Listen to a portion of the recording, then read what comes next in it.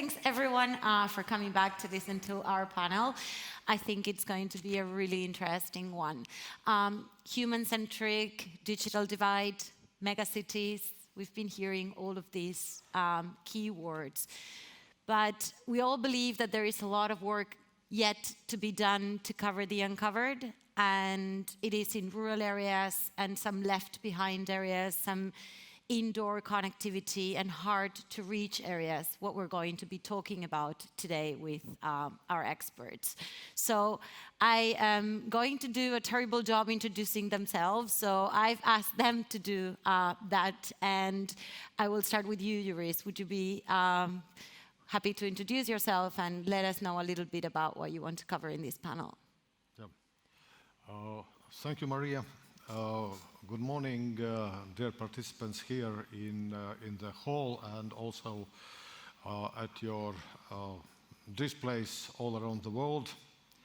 So I'm managing Latvian mobile telephone company for 31 years. We started in 1992.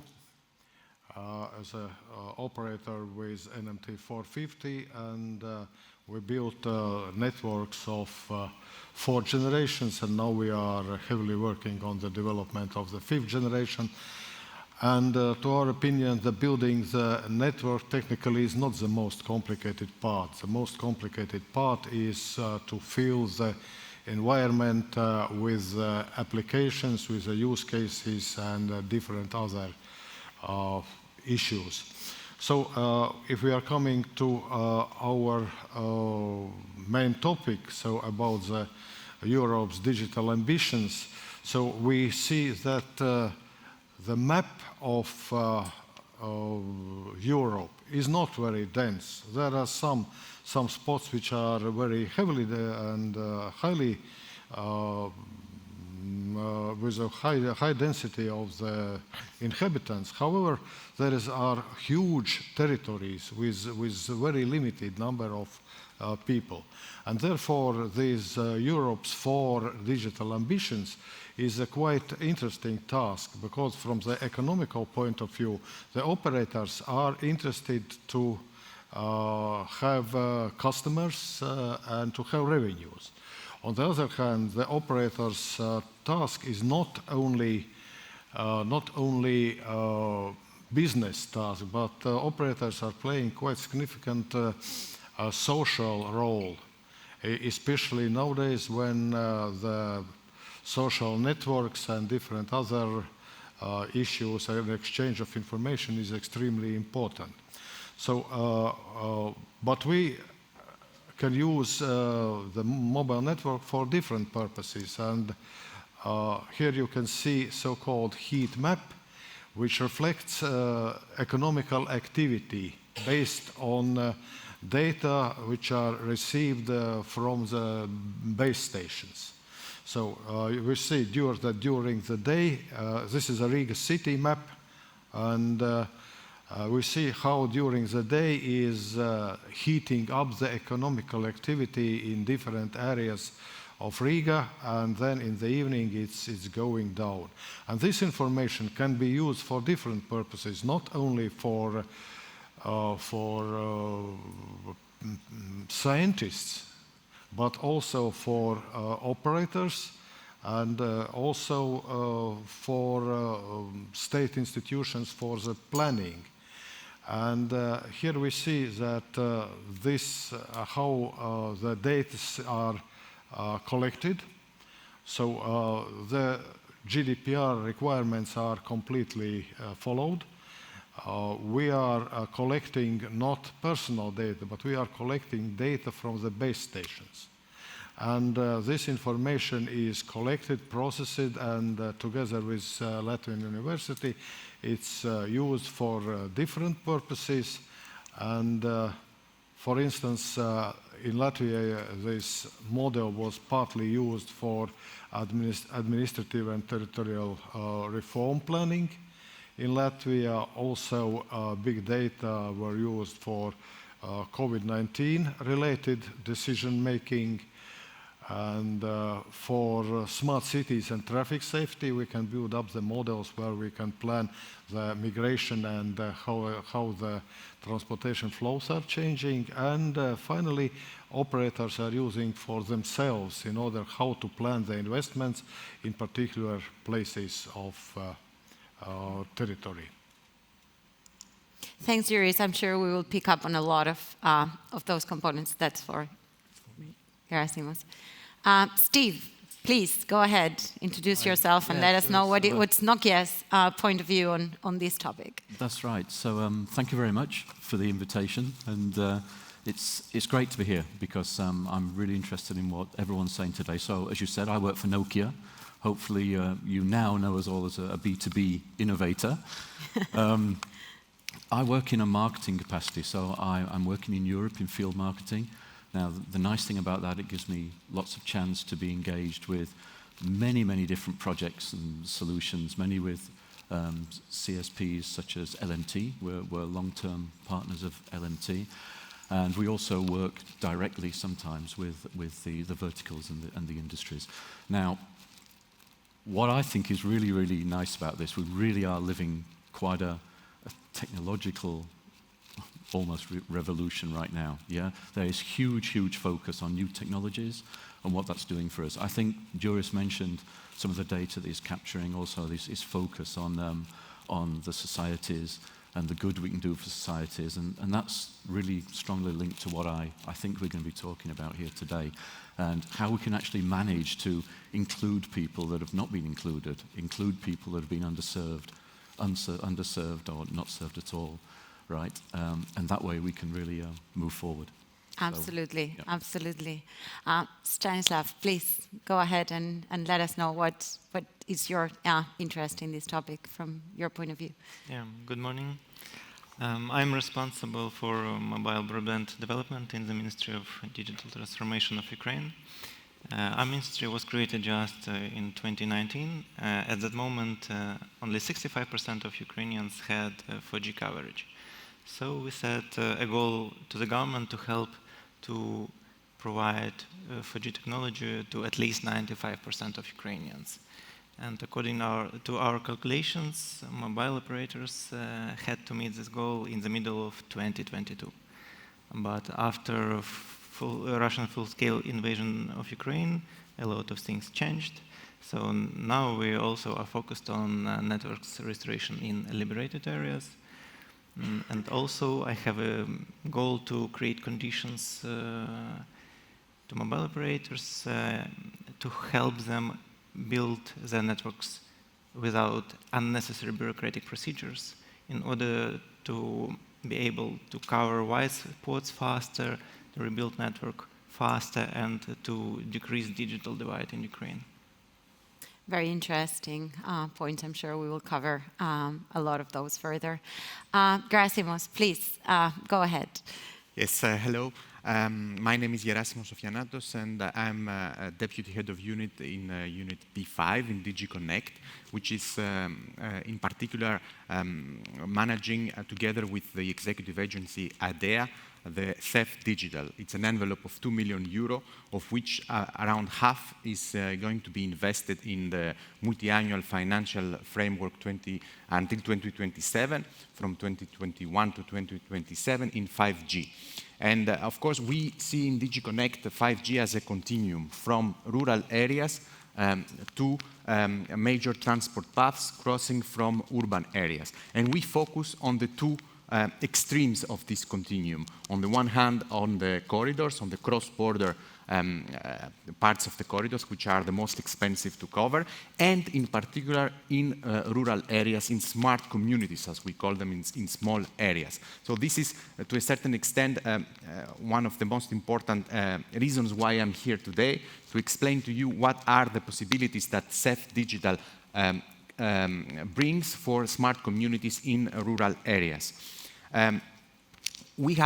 We intervene in two ways. First of all, with funding, and we are providing 75% co-funding of 5G for smart communities infrastructure projects, for projects which are around 500K to 5 million euros.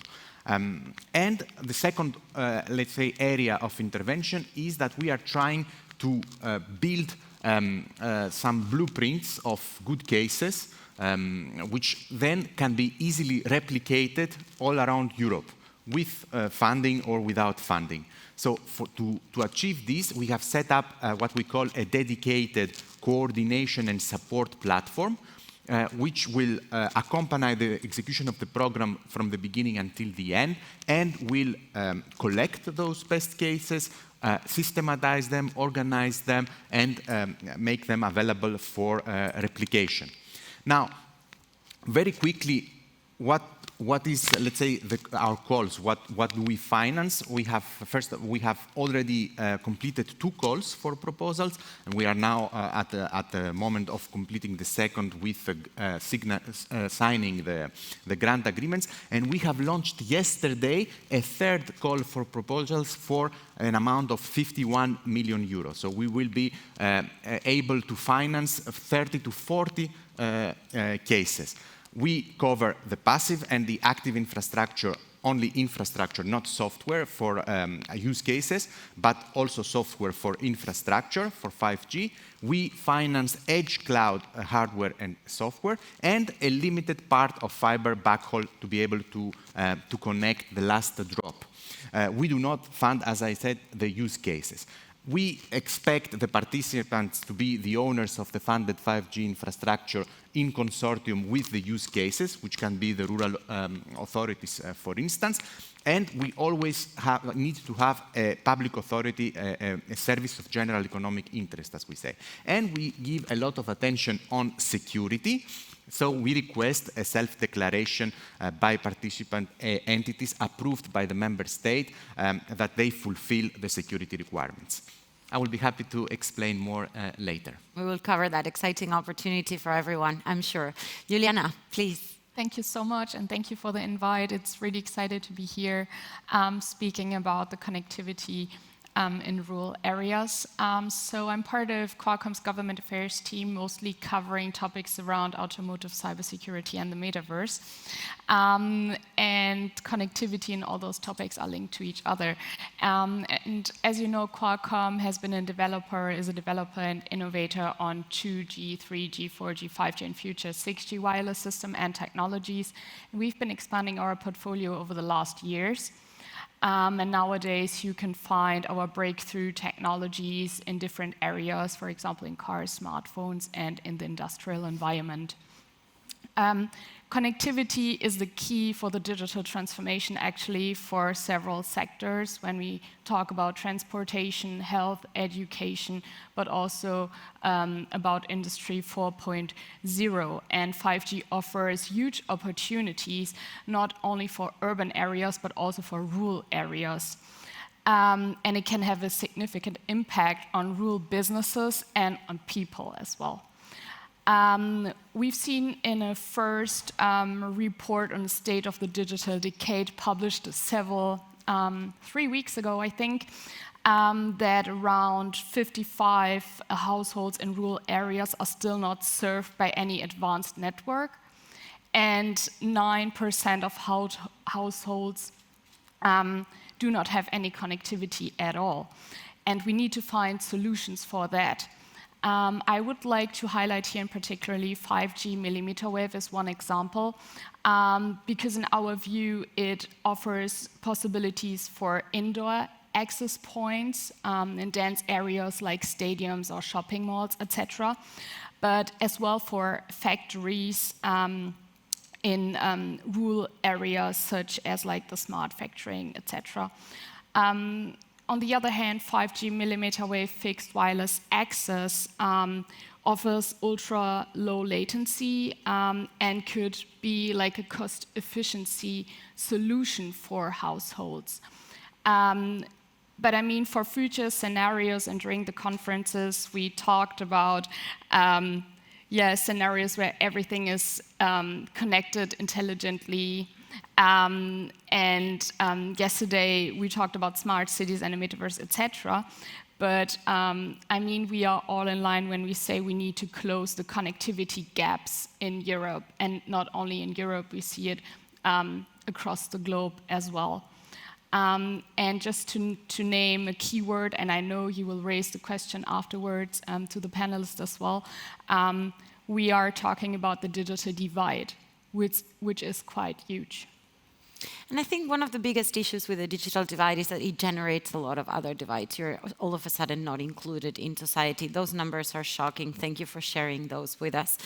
And to start the discussion, I think you made really interesting points, Juris, around, yes, mobile network operators have a social duty and connectivity service providers to bring in connectivity everywhere, but we have to make money as well, right? There has to be a commercial incentive. I really liked the slide where you were explaining us how your approach is data-driven to decide where connectivity needs to be taken to and your network deployments. So what does your data tell you about where are the incentives to bring connectivity in left behind areas or in areas where there is less population or less density of population? What is the incentive to drive investment there? In early 90s, when we just started GSM development, it was quite a popular discussion about the economically convenient and inconvenient base stations. And many operators were stating that we will not put base stations in this area because these are economically not profitable.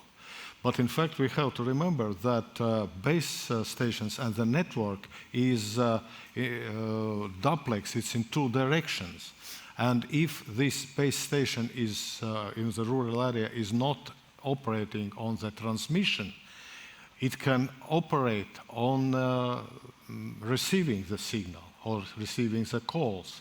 So nowadays, of course, this is not valid because in many cases, and particularly Latvia, we are not using billing per minute or per megabyte. We are using flat rate tariff plans, which are very much stimulating usage of the mobile, especially of the mobile data.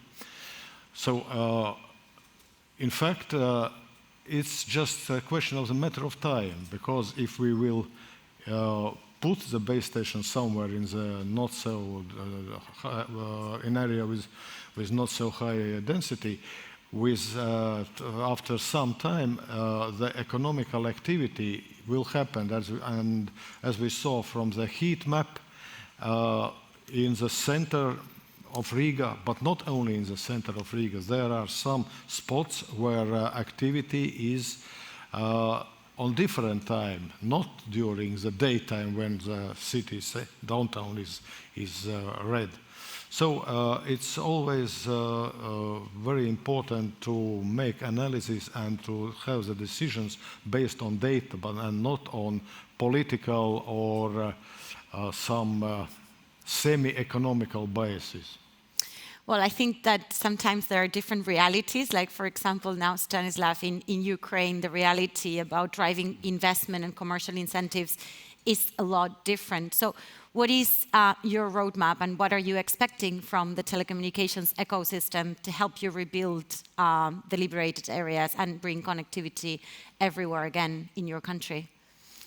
As for liberated areas, from our previous experience for the last 2 years, we see that the most part of mobile fixed broadband network is fully destroyed by the invaders.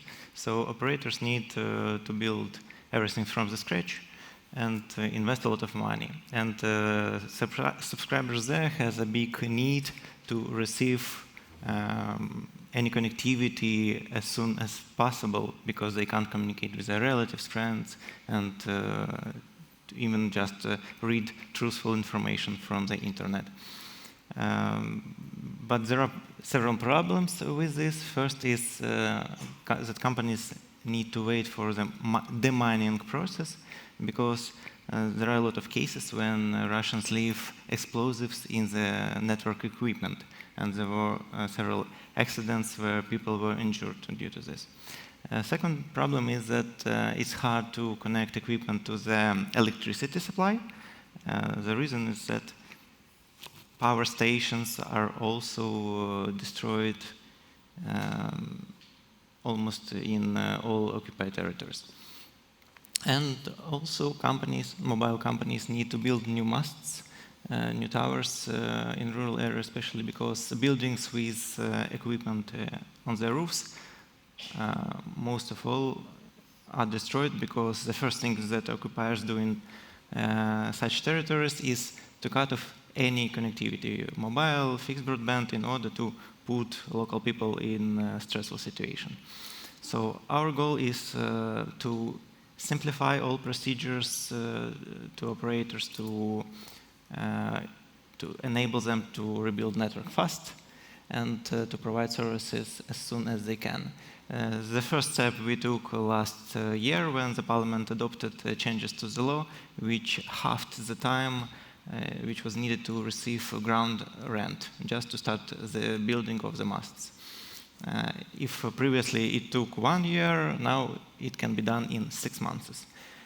This year we expect from the parliament also to adopt another changes that will decrease the same process, and it could be done in just 3 months.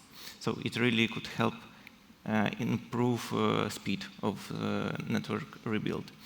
We also try to adopt changes into the law which could simplify access to the infrastructure.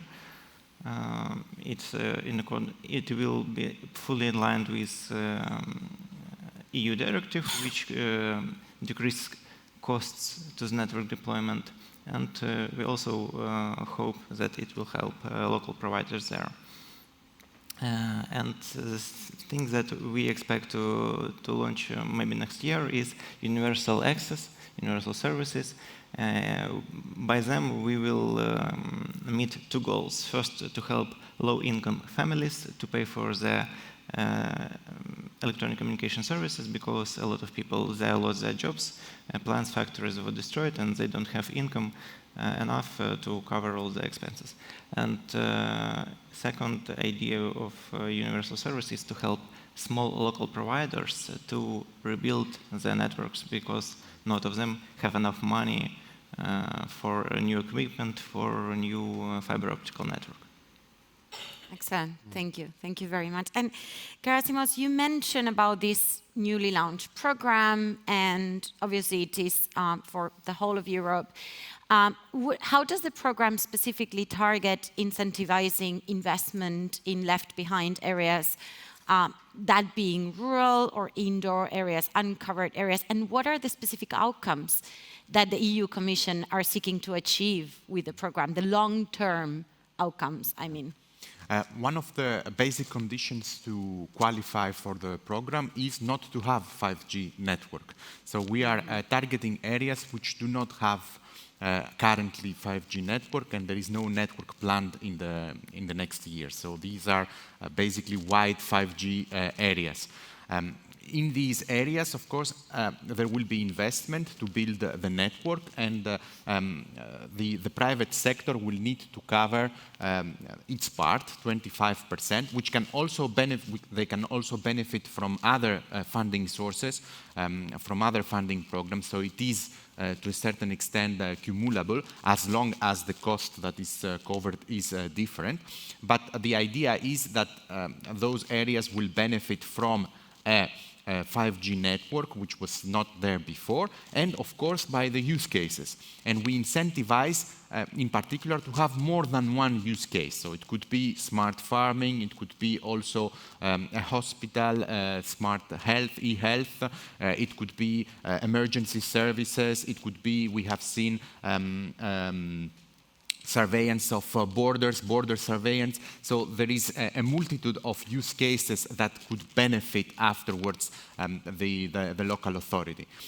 And this is, in fact, the outcome that we are seeking. We are seeking a proliferation of the use cases, a broad geographical diversification to cover as many areas in Europe as possible, different and diversity and plurality of use cases to cover from hospitals to agriculture, to border control, to emergency services, smart cities, of course, and to bring together the private sector to build this continuum. We believe in this continuum that I showed in my first slide. When the community is smart and the corridor is connected and exists, it can bring this community and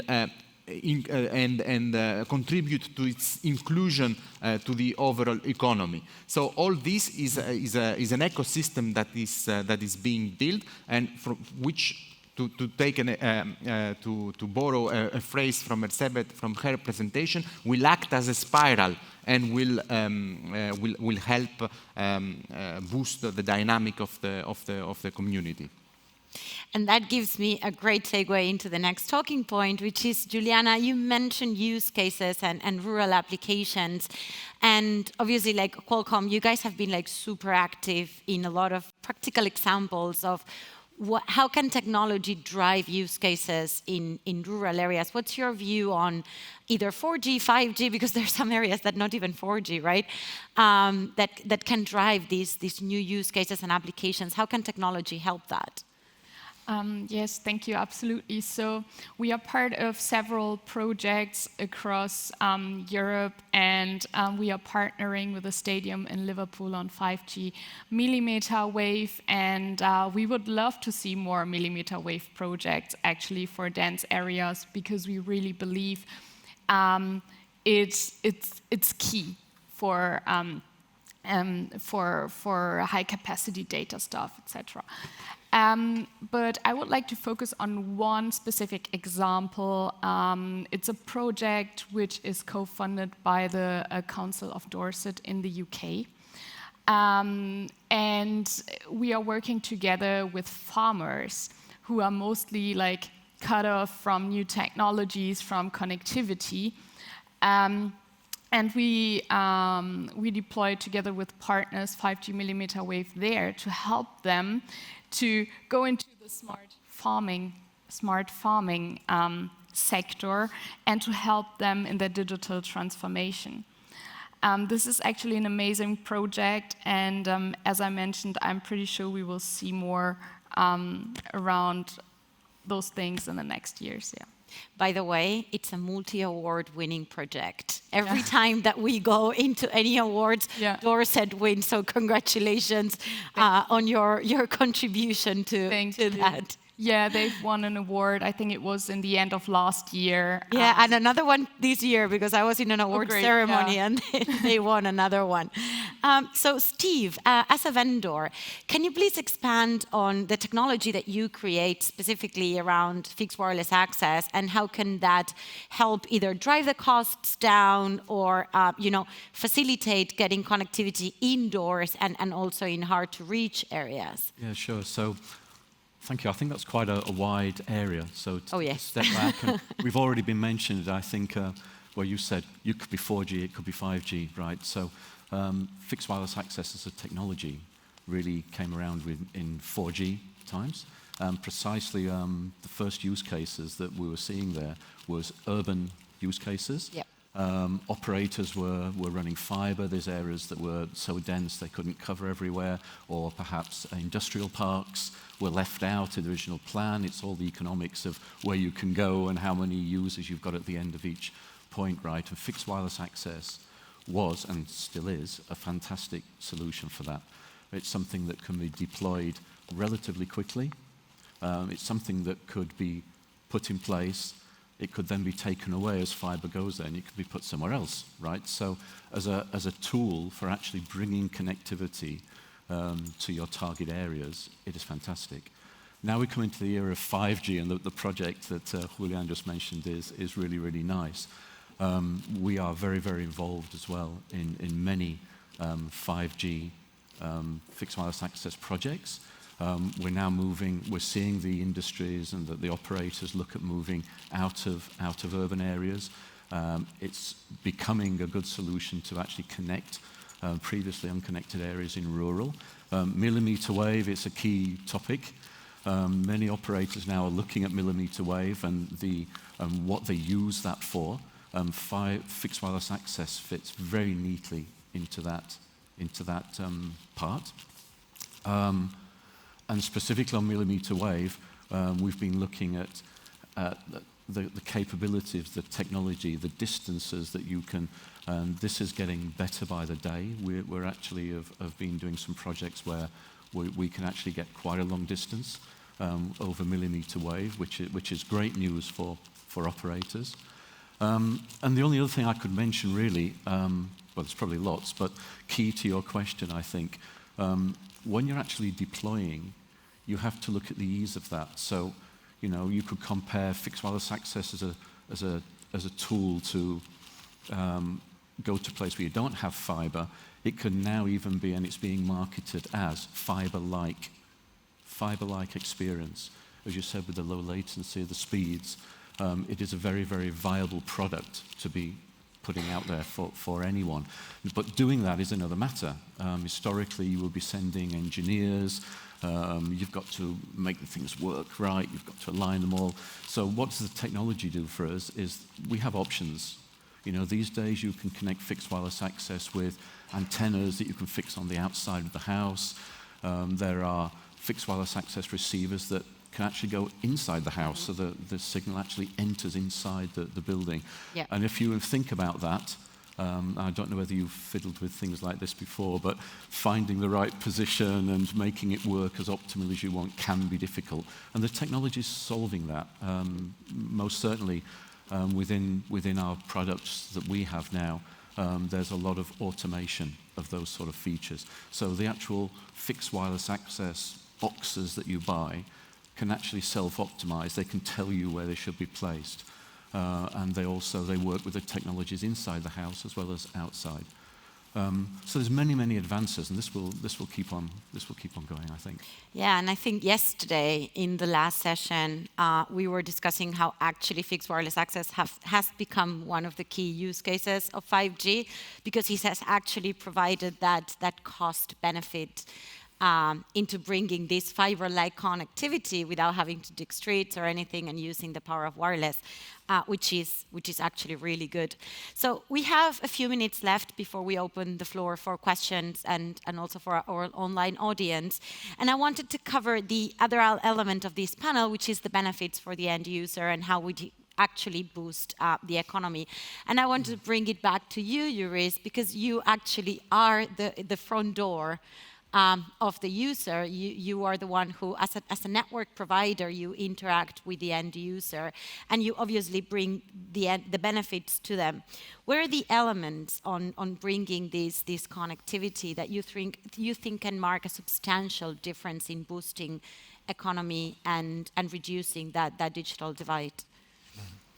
So in Latvia's case, we have very good coverage with previous generation technologies like 2G and 4G. The third generation UMTS now is going to be closed down within a few years because it's not suitable for today's requirements. But the frequencies which are used for UMTS are now transferred to 4G and 5G in order to expand coverage and capacity. So the coverage technically is not very complicated, especially in a country like Latvia, which is relatively flat. By using low frequencies, 700 or 900 megahertz, we can cover quite easily. The most complicated part is starting in the customer relationship, because as already our colleagues mentioned, the 5G is industrial technology. And therefore, we are working not only on the mobile broadband or fixed mobile broadband, but we have to speak about the use cases which are improving the everyday's life of the people, and also is boosting economy. We cannot build a network and wait until the customers will come to our customer service centers. No way. Therefore, we have to make a shift of paradigm, and the resources which were in 90s spent on advertisement, on TV and radio and outdoors, we have to spend on education and consulting of our customers. Because even with the big companies, if I'm asking some boss of the big company, and what are you expecting from 5G? The honest answer is, I don't know. Yeah. If the big companies don't know what to do with 5G, for the small and medium enterprises, it's even more complicated. And this is also the task for the operators, how to change their approach to the market and how to work together with the customers to develop the tailor-made and suitable use cases which are exactly fitting their requirements. So I get that the key element then is collaboration with the industry to drive the new use cases. Exactly. I really like that. Exactly. And Stanislav, for you, what do you think are the most pressing factors right now to bring the benefits to the end user in Ukraine at the moment? Maybe you know that Ukraine put a lot of efforts to transformate a lot of government processes in order to make them digital and paperless. Impressive. We have application where citizens can have 14 different documents from the government and receive 28 different services. But if in rural areas there will be no mobile or fixed broadband coverage, it won't matter how many digital services the government will create for people. So it's crucial for us to provide good coverage for the most people in Ukraine, even in very far locations in small villages and settlements. And we understand that, like Juris said at the beginning, building networks in rural areas is not always profitable for companies. That's why we stimulate them to share infrastructure. We put this into the legislation, this obligation. And I believe that one of the most effective ways to stimulate operators to build networks in rural areas is to sell them frequencies, not under the approach to receive as much money as we can, but with setting of particular coverage level in order to help them calculate all investments which they could put into the network, into the monthly rental fees for frequencies, and in frequencies purchase. So in collaboration of all different factors, we expect that will create conditions where coverage would be improved and more citizens will receive government services online, and digital divide will decrease significantly. I really like that point on infrastructure sharing because obviously it does help drive the cost down and reuse the existing assets in a much more cost-effective way. And that brings me to the next point that I wanted to discuss with Juliana, which is how can regulators and technologists work together to bring more benefits to the end user? This is a very interesting question. And yesterday, when you sent me this one for the prep, I sat down and I was thinking about the last 10 years. Because it's not a new topic. Because when I worked at the German Parliament, we already discussed it. And it was 10 years ago. How we can bring exhausted connectivity, extensive connectivity to all areas. I think that collaboration is key, what you've already mentioned. Investments are key as well, partnerships as well, and great projects. That's all, I think. It seems to be easy, but it's not. It's a huge process. But for us, this is key, yeah.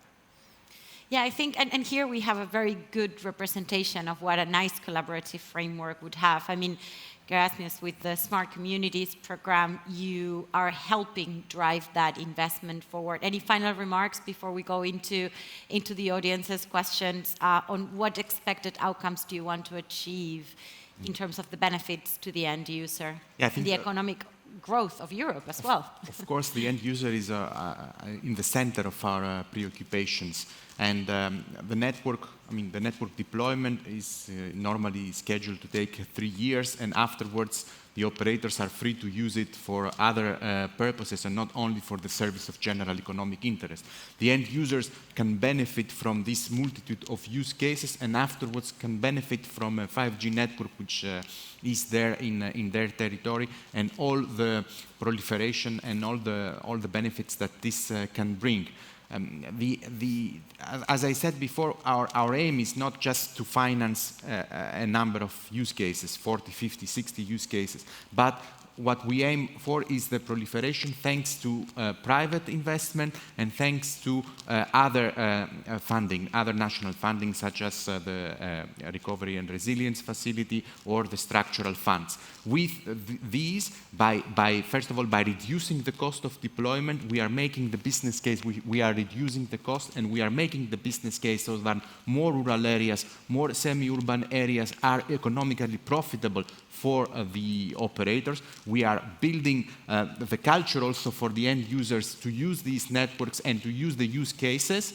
And of course, we are putting the seeds so that this can be supported further. Because even if a project does not benefit from CEF funding, if it is selected as, if it qualifies, if it is eligible, it gets what we call the seal of excellence, which facilitates the granting of funding from other resources. So it helps a lot with state aid control, it helps with all different controls. So the outcome we want to see is really inclusion, is development of use cases which are really what the people want, what they want to use, available for everyone, everywhere, and this is what we want to see. Excellent. Well, everyone writing your bids, make sure you include inclusion in your proposal writing. So we have 2 minutes left. I want to know if we have had any questions from the online audience or anyone here in our audience wants to raise a questions to our panelists. We had this poll on the platform which asked, in your opinion, what is the most critical factor for achieving improved connectivity in rural areas of Europe? And Indra said that it should be, in the first choice, it should be said, let's see the comment, it goes like this.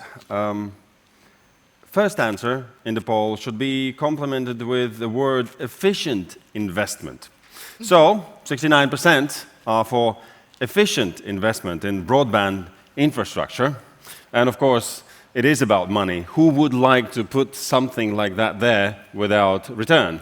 But Stanislav mentioned also requirements which are put on the operators and the builders of the networks, where you are forcing people to work together to be efficient?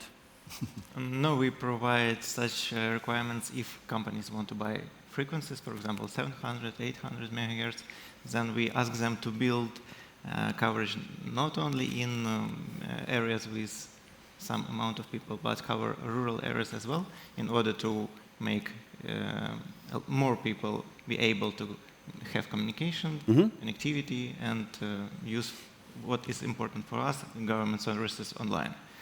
So a lot of companies in Ukraine agree to this approach if price will be appropriate for these frequencies, because if we set a huge amount of money and at the same time ask to cover 98% of all citizens, the companies will not have business case at all. So we need to balance between what we want and how much money it would cost to operators.